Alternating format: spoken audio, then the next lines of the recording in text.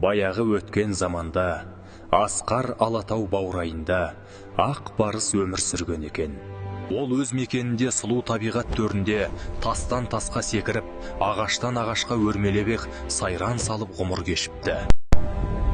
Ақ барыстың мықтылығы өжеттілігі мен қиядағыны көзі шалатын қырағылығы, қайтпас қайсарлығы, тау бөктеріндегі барлық аңдар ішіндегі ерекше тәкаппар әрі көркем екен.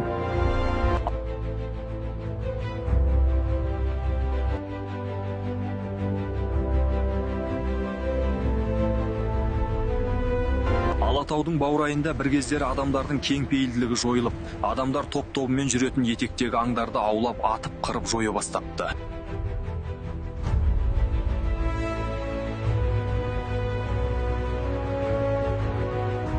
Ақ бөкендер, бұғылар, киіктер қолдарына қару алған азғын жауыз адамдардың қолынан қаза бола бастапты.